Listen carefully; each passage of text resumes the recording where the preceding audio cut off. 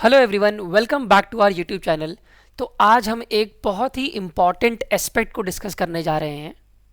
UPSC, APFC और EO AO examination के लिए। और वो इम्पॉर्टेंट एस्पेक्ट है कि अकाउंट्स की प्रिपरेशन स्ट्रैटेजी क्या होनी चाहिए इन एग्ज़ाम्स के लिए। कहीं ना कहीं जो यूपीएससी, एपीएफसी, ईओ एओ एग्ज़ाम को अटेम्प्ट कर रहे हैं, उनका बैकग्राउंड यूपीएससी सीएससी से मिलता जुलता है। ज़्यादातर जो बच्चे हैं, ज़्यादातर जो एस्पिरेंट्स हैं, अब उनके मन में और ज़्यादा ये डाउट आता है कि अकाउंट्स तो हमने कभी पढ़ा नहीं है, इसको किस तरह से अप्रोच किया जाए, क्योंकि ये कोई कन्वेंशनल सब्जेक्ट नहीं है, ये आपके लिए कुछ नया है। ठीक है, तो इसके बारे में आज हम डिटेल में डिस्कशन करेंगे।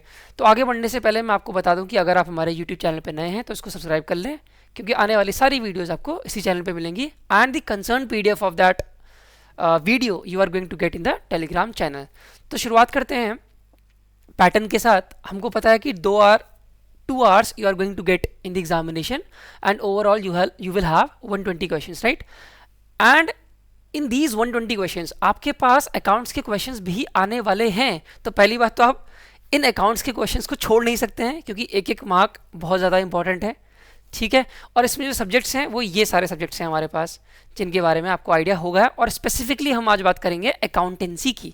ठीक है, इसको लेके आज हम चलेंगे। अच्छा, अकाउंटेंसी के अलावा भी कुछ नॉन ट्रेडिशनल सब्जेक्ट्स हैं जो एपीएफसी और ईओए एग्जाम में आ रहे हैं, जैसे industrial relation and labour laws, knowledge of computer application, auditing and insurance, social security और स्टैटिस्टिक्स। ठीक है, ये भी आप सब्जेक्ट ऐसे कह सकते हैं कि सीएससी में आपने जनरली नहीं पढ़े हैं। बाकी सारे सब्जेक्ट्स आपके कहीं ना कहीं फेमिलियर हैं, बट इन सारे नॉन कन्वेंशनल सब्जेक्ट्स में से भी सबसे इंपॉर्टेंट सब्जेक्ट जो बनता है वो है अकाउंटेंसी, क्योंकि इसका वेटेज बहुत ज़्यादा देखा गया है एग्जामिनेशन में।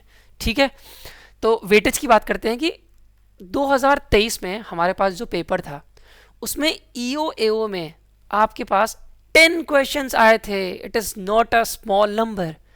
10 क्वेश्चन आना और एक क्वेश्चन आपका 2.5 मार्क्स का है, तो 10 क्वेश्चन किसी एक सब्जेक्ट से आना, मतलब this is going to be very very important component, right. और इसी तरह से अगर हम एपीएफसी की बात करें तो 12 क्वेश्चन देखे गए थे एपीएफसी में।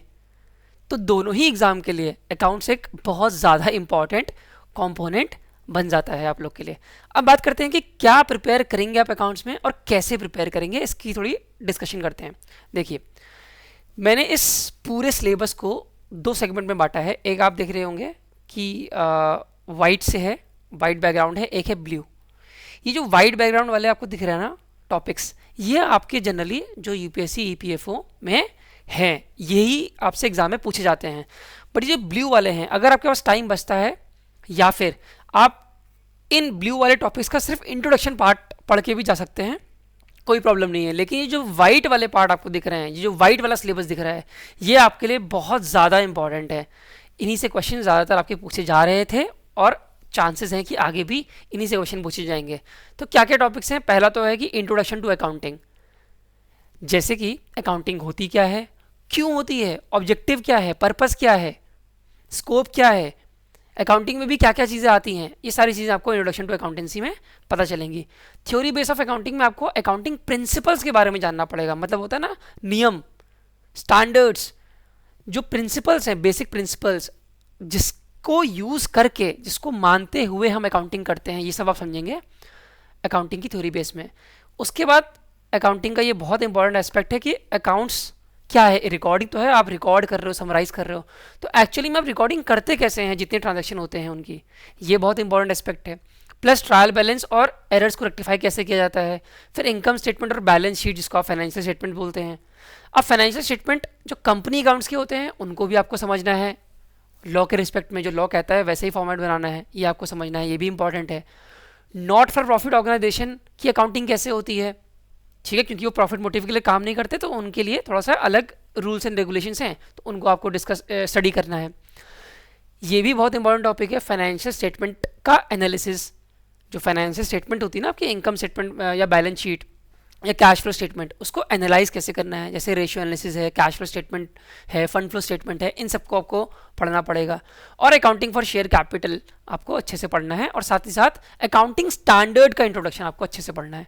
तो ये सारे जो आपके टॉपिक्स हैं, ये तो आपके मोस्ट इंपॉर्टेंट हो गए। जहाँ से आपको क्वेश्चन देखे जा चुके हैं पहले भी। इसके बाद जो ये टॉपिक्स है जो ब्लू में है, ये थोड़े एडवांस टॉपिक हैं, तो चाहे तो आप इसको पूरा भी छोड़ सकते हैं अगर आपके पास टाइम कम है, लेकिन ऊपर वाले नहीं छोड़ सकते आप। ये जो टॉपिक्स हैं, अब देखिए क्या होता है ना, हर बार जब एग्जामिनेशन होगा तो पैटर्न में तो नहीं कहूँगा मैं, बट डिफिकल्टी लेवल में थोड़ा बहुत इंक्रीज तो आपको देखने को मिल सकता है।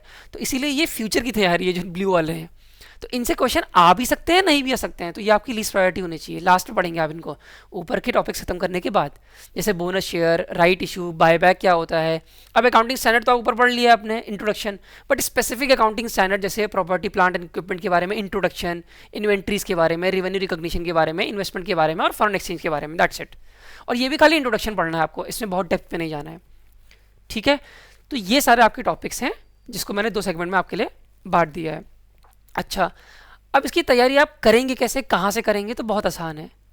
सबसे पहला सोर्स जो आपका होने वाला है वो है एनसीईआरटी क्लास 11th, ठीक है, पार्ट 1 एंड पार्ट 2। ये आपको अच्छे से करना ही करना है, और आपके पास बहुत कम टाइम है, तो भी आपको सारे चैप्टर्स में से हर चैप्टर के, जैसे कि मैं आपको बताता हूँ, ये जो 3 चैप्टर्स हैं, ये जो 4 चैप्टर हैं, इन्हें तो आपको 100% करना है।